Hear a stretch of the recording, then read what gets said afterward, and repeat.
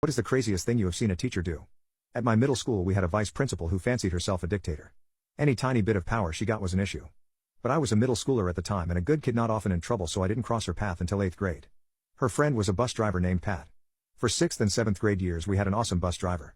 He was nice to the kids, let us put the windows down when the Georgia heat got too much, etc. But he retired and the bus driver we got was an extremely angry middle-aged woman named Pat who did not like children and made that clear every day.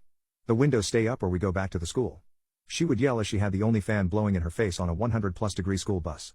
Ostensibly this was to keep us from throwing things out of the bus, but that was never an issue before or after. The real reason was that before the bus driver could leave the bus at the end of the day all the windows had to be back up and locked. So this saved her effort. My bus stop was the first she drove by but the last to pick up and had been that way for years. Pat changed this and decided she only wanted to stop on the first pass by and kept threatening to leave the kids in my neighborhood if we made her stop twice.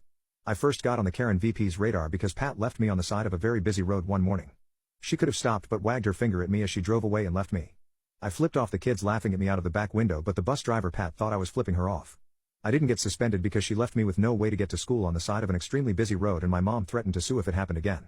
But after that they had it out for me. Pat tried several times to get me on anything. She even coached a kid to say I bullied him, but when the real principal brought in the kid he said no, they are my friend, it was those other kids and a bunch of other little poop. Anything to get me in trouble. So the petty revenge comes in here. I was doing my best to make the bus driver's life hell in little passive-aggressive ways. She got annoyed at anything so it was easy.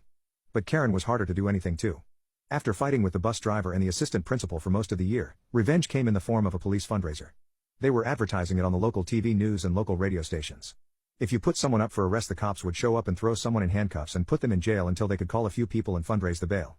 The person who set up the arrest had to pay like $10, but worth it. My mom, after being annoyed by Pat and Karen all year, put Karen, the assistant principal, up for arrest.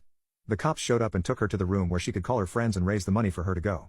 The idea was that mom was going to keep having her arrested as long as she could. Except no one would give her the bail money. Not even for a charity.